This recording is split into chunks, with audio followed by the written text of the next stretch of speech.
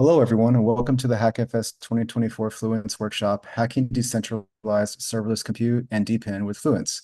Joining us today is Bernhard Borges, who will be taking us through this session. And with that, I'll pass it over to Bernhard to get the session started. Hey, thanks, Rory. Hello, everybody. Thanks for taking the time. Thanks for attending. Here to talk a little about Fluence. For some reason, I thought this was going to be a 1 hour workshop, so I tried to squeeze 90 minutes into 60 minutes until I realized it's going to be a 30-minute workshop. So we have to hustle a little bit and probably not going to cover everything, but let's just get to it. So what is Fluence? Fluence is a cloudless serverless off-chain compute solution that's powered by decentralized infrastructure, DePin. And it's coordinated by an on-chain protocol, including a marketplace for compute capacity, which is actually built on IPC. And so the core components of Fluence are networks, capacity, the marketplace, and then, of course, the compute, which affects you, the developers, which why we're here, in order to get you ready to cash in on some bounties. Networks, two types of networks. We get the off-chain compute network, it's libp2p. And we have different versions. We have a mainnet version called CRAS. We have a testnet version called DAR. And you can spin up a complete localized network with that plays the part of a provider with capacity, simulated capacity, marketplace, and of course the compute and compute execution. And then we have the IPC-based on-chain DePin network, which is the mainnet. We have testnet versions of that, of course, Sepolia and so on. And that gives you proof verification for capacity commitments and, of course, a capacity matching marketplace. Capacity, it's all about capacity. We got to get your compute functions working. So right now, the majority of the providers, well, all the providers are Filecoin miners. They have tier 4 data centers, high-end servers, typically high-end AMDs with 6428 cores, 1 terabyte of RAM. So there's plenty of power there to support your compute functions. And the way it works, basically, providers commit capacity to the network. These commitments get activated once stake has been delegated. So providers don't have to do it themselves, could be delegators. And then providers either generate proofs of capacity with their capacity, with their servers, with their cores, or serve compute jobs for USDC payments. So the marketplace then is the facilitator between the capacity supply and the capacity demand, where the demand is coming from you, the developer. And the matching is really where it comes down to. As a developer, you specify how much you're willing to pay, how many replicas of your function you want to have, and then given what suppliers of capacity providers are willing to accept, deals get matched, contracts are instantiated, MetaMask signing is happening, and you're off to the races, and your functions are hosted and ready to be called. And that gets us finally to serverless compute. So fundamentally, you can think of Fluence as serverless as a Lambda type, Amazon Lambda type solution. And that's built on that uses 3 significant components. One component we call Marine, that's a general purpose WASM runtime. It runs on WASM time. And that is at the core of every or part of every peer in the peer-to-peer network. Then we have Aqua. Aqua facilitates decentralized choreography and composition of your deployed functions, of your cloudless functions. And Aqua basically can be a language. There's also a compiler and there's a virtual machine. So it's a package that fundamentally allows distributed choreography and composition of functions throughout the network.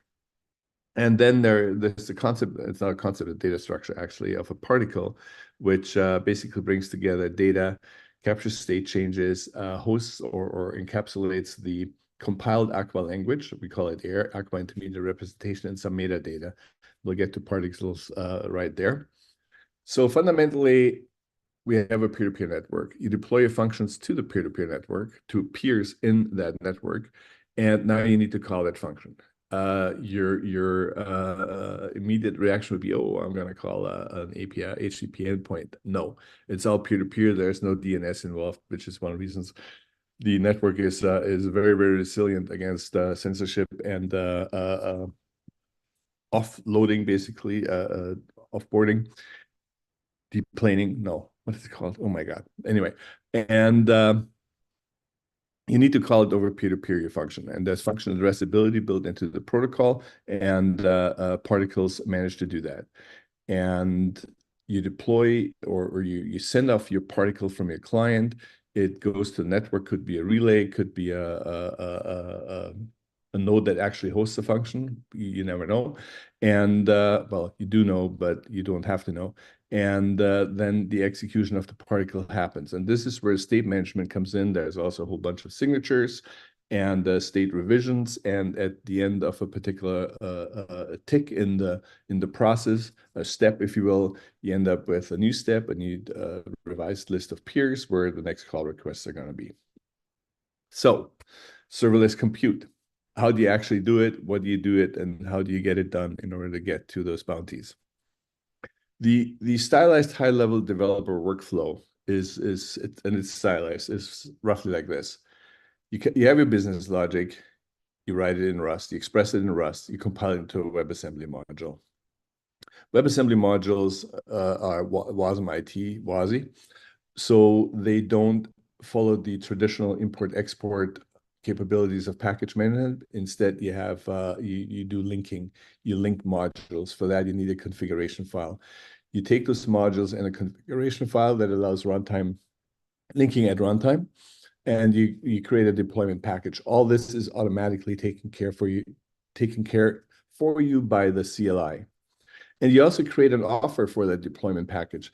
That's where you specify how many replicas you want to run, where you want to run them geographically, only on green data centers, on, and how much you're willing to pay. You put this together, then the tool, the CLI, will help you to deploy this. And deploying basically means two things. It generates a contract from a contract factory. That's the beginning of what we call a deal. And it puts your artifacts, your code, basically, your modules, to the network. And based on the contract data you provide from your offer, a matching process happens on chain that matches you with suppliers.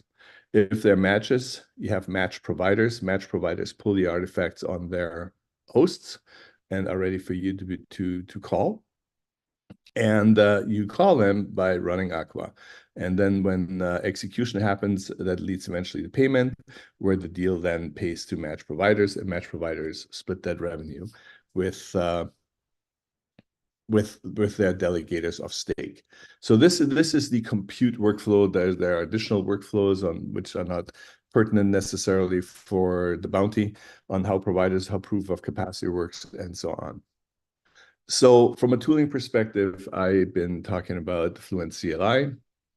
Fluence CLI helps you create project templates and management, dependency management. There's from a whole bunch of packages you need, both around Aqua, Marine, some JavaScript, some Rust. So it can be tedious. You don't have to really worry about any of that. The CLI takes care of that for you. It manages your code deployment. It can help you payment while we still have interactive payment through a wallet, Connect wallet like MetaMask. Everything leading up to the signature is taken care of for you, and it has a bunch more. And then separately, we also have Aqua VS Code extension, and it's unfortunately just VS Code. So if as part of the bounties, you're inclined to port that VS Code extension to another IDE, that might be a possibility. But talk to us first. Don't just do it. Talk to us first. But that's might be an additional bounty opportunity. So how do you work with Marine? So basically, here, for example, this is a very simple little bit of Rust code. And yes, it requires Rust, but just so as a de-escalation, it's literally just the first 4 chapters of Rust in the Rust book. There are no generics. There's nothing about lifetimes. Nothing that makes Rust great and also difficult is necessary to write WebAssembly code for the most part. So if you're proficient in JavaScript or Python, I don't think it's going to take you more than 3 or 4 hours to get the idiomatic hang and the package management cargo hang of Rust to become productive pretty quick.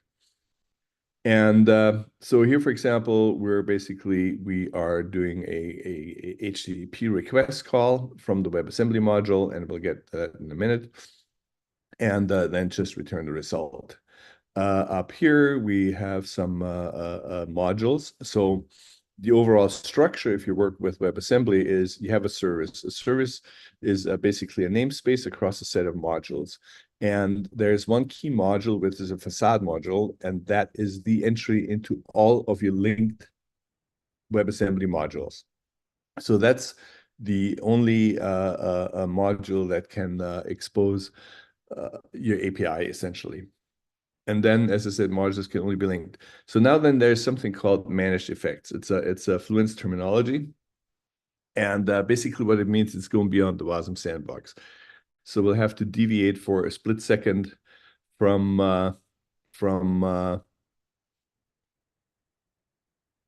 the script and dive into WebAssembly. So one of the cool things about WebAssembly, why it's so attractive, is that it's sandboxed, right? So the host is fully isolated from the WebAssembly runtime, and it's very, very safe for a host to run WebAssembly and execute. However, WebAssembly has limitations. So there's, for example, no sockets. It's single-threaded, no sockets, a few other things. The no socket part is kind of problematic because if you want to interact with the world, you need something like HTTP or WebSockets, and that is a problem. So one of the reasons we're using Marine is we've developed a process and implementation that allows you to sort of punch through the sandbox while still giving the host certain security guarantees and permissioning capabilities. And the way it basically works is we have something that's called mounted binaries that allow you from your WebAssembly module, if permissioned by the host, to access host binaries, such as curl, for example. And this is what we're doing here. And this is what's called a curl effector, and it's developed and maintained by Fluence. We do the same for IPFS. And all the providers currently participating in the network support these effects, curl and IPFS, which basically means they have to run a particular version of those binaries in a particular path. So we have a global or universal agreement on what's where and how does it work, and what the APIs are. And you can go beyond that, and you can create your own manage effects if you want to. It just needs some coordination, and we'll make this a lot easier. But right now, those are the two we have out of the box for you. And basically what happens is when you submit your artifacts to a provider that agreed to host your code, they'll check the CID of the modules. And based on the CIDs, they know whether or not they have pre-approved. So that basically makes it a non-interactive event, and it's actually quite efficient, which gets us to working with Aqua. So if there are any questions, just pop them up. But otherwise, so now we have this, you get your lambdas out there, you get your functions. As I said, it has to be over peer-to-peer. So how do you actually do it? Well, you do it with Aqua, the language. And this is sort of semi-matching to what I did before. So here are some examples of how to use imports and exports and how to use it. So it's very similar to most package management. It has service bindings, which are basically interfaces that from Aqua to your WebAssembly. So if you go back, we had here this demo request, took a string. So now here we have a service declaration, service interface declaration within the HTTP handler namespace in this particular case that binds to that function demo request, just like we've seen in Rust, which is part of the compiled WebAssembly. And you can create your own data structures. So here, just like, in Rust is struct, whatever, and which can be used in your code. So now let's get, how much time do we have? 50 minutes. All right. Let's dive into that code a little bit. Maybe there's time to actually do a little bit of coding, which I was planning on to. As you create your deployment and your deployment package, as part of that deal, there is an on-chain specification of what kind of peers you want to use and what kind of providers you want to use and what other attributes you want to specify. Based on the matching, those slots, those information slots get populated and you end up with peer IDs. Now, one of the cool things about peer-to-peer network is they're very, very vast, they're very, very big, they scale incredibly from a capacity perspective, but the more capacity you add, the more nodes you add, usually the latency goes down significantly because most nodes can only care about a small neighborhood, usually 27 to 30 nodes or other peers. And the more you add, the more intermittent hops you have in order to find what you need to find. So a lot of work has been gone into this, and there's some optimization over those distributed hash tables like Kademlia, for example, as an overlay network, which we're also using. But based on the on-chain information, we can actually build a much flatter, much smaller overlay network, which we call a subnet. And in that subnet, if it's structured correctly, and some of this correctness actually is come from the implementation of the protocol, you not only end up with a very small peer-to-peer network, but actually quite likely you have a lot of, if not entirely all connections being point-to-point. If you have good bandwidth, this is about as good latency as you get. And it softens, if not eliminates, a lot of the constraints that usually come in from large peer-to-peer networks. And you don't want to program that manually. You really don't. And this is where Aqua comes in. Aqua really shines. So basically, what the first part is doing here, it basically resolves the subnet. The subnet you created when you put your offer out, and then it was matched.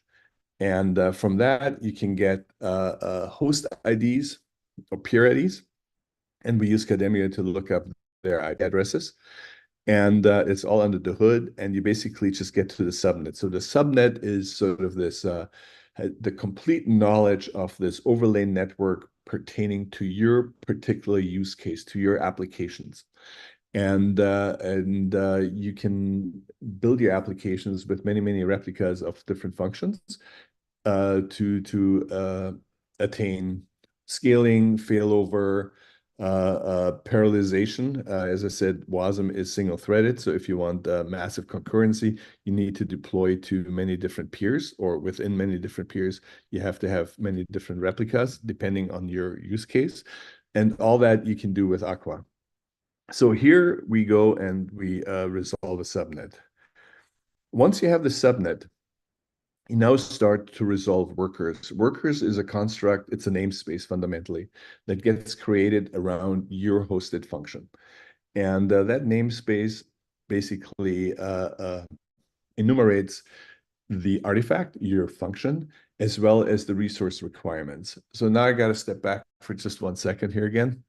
Providers that don't support compute functions or don't host or service compute functions at a particular point in time can use this capacity to generate proof of work, leading to a proof of capacity for which they get rewards. That commits capacity to the network. So if you as a developer need capacity in order to run your functions, that capacity is available, and it can be seamlessly switched from the proof generation to supporting compute. And this worker here encapsulates a lot of the information of the namespace and the different components of the namespace, including the function resolution, the function addressability. And basically, so by default, you end up with 3 workers. So basically, the default setup in the CLI project template is you end up with three replicas across 3 different peers, basically. Ideally, across 3 different providers gives you the optimal fault tolerance and availability. And then, so basically what we're doing here is we have this subnet. The subnet has all the worker references. So for each worker in that subnet, assuming it is enumerated and running and not gone away, which would be the nil part, we now go and say, hey, for that worker ID, via a particular host ID, let's run this request. So now we have to step back where the actual execution of these different pieces of code happen. This is we're on a fully distributed network, right? It's also decentralized, but it's fully distributed.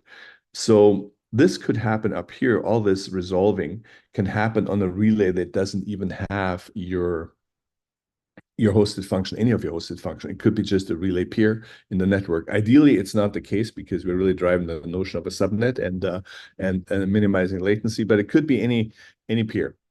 And then we say, hey, on this host peer, we resolve this subnet. And then now we have these workers, they're on, say, 3 different peers. As I said, last 3 is the default. You can make as many as you want. You can drive it down to 1. But on 3 different peers, 3 different data centers. And now on this particular worker, through this host ID, so this is a different peer for each one of those instances of the for loop. We now actually call this function. So basically, we're now executing while the code control is on some peer, on the peer that actually hosts that instance of your replica. We execute it, we get the response back, we collect the response into what here is the answers array, basically.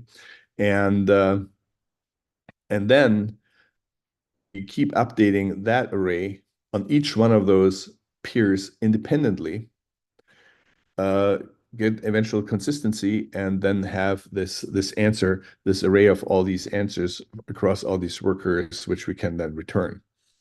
And if you really think about it, this is how simple and easy Aqua makes for you to be like a distributed programming and network programming achiever without having to like hack on libp2p, which can be quite tedious at times. There's a lot of things you can do. You can parallelize this. You can run it in sequence. You can only run part of it, so you can make it round robin. So there's a lot of different subtleties you can use in order to optimize your Aqua and your function, your Lambda calls. And then, of course, this answer in this particular case goes back to the relay, the starting peer, which may go back to the client, but you could easily take this one and forward it to other functions on different peers throughout the network. So instead of having to go back to the peer, to the client to get your responses, you can go and just forward chain your results into further processing. All right, we have questions.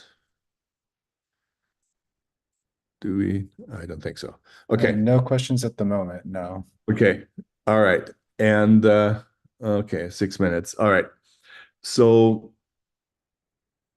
if you have any questions, please shout. Feel free to reach out. And so this is how you really choreograph and compose highly distributed lambdas into very meaningful, robust, and low latency applications.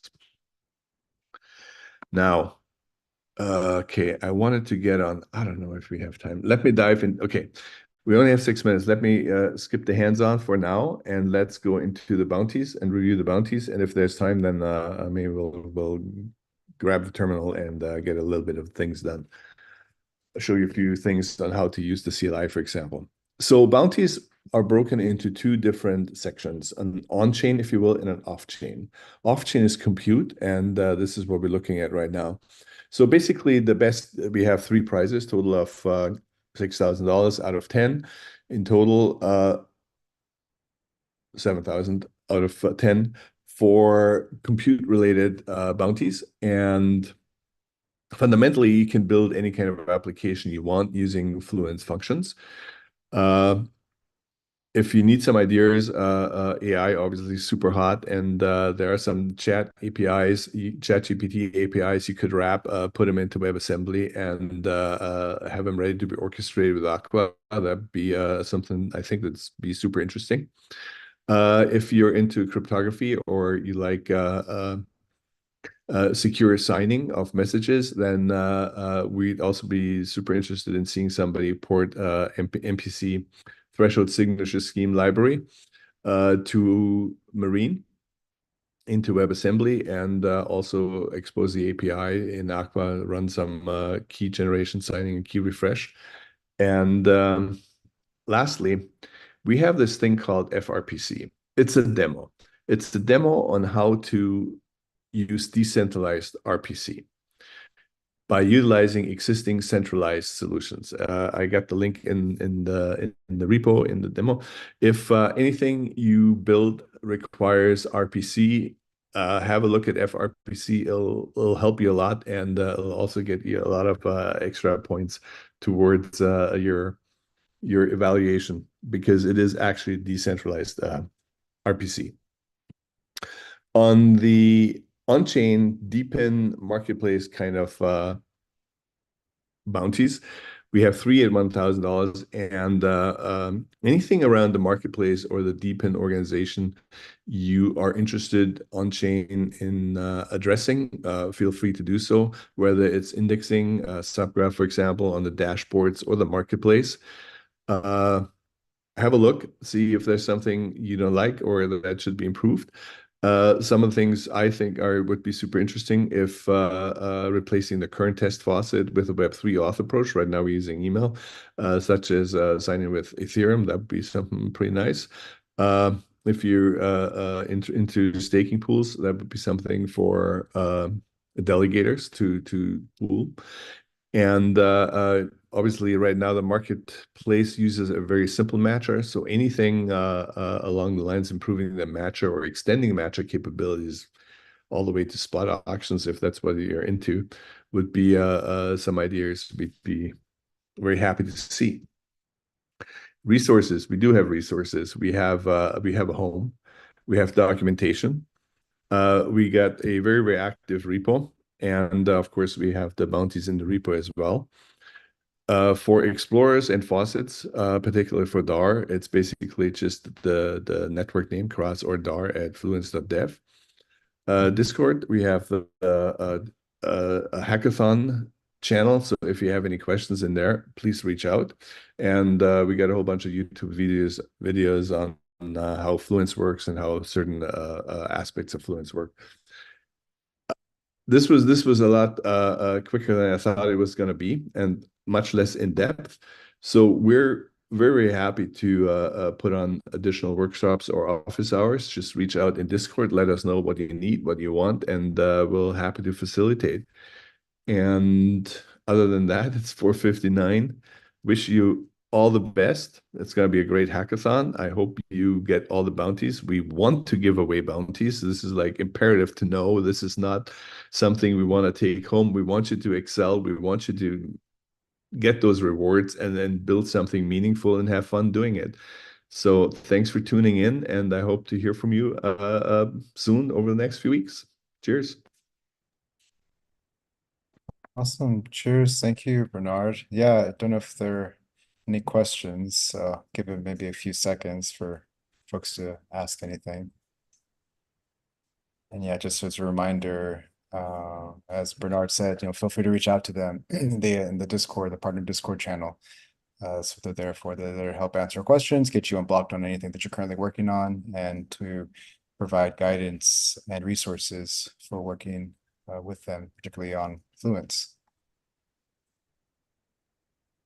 And if there are no questions, then Bernard, again, thank you for the great workshop and presentation.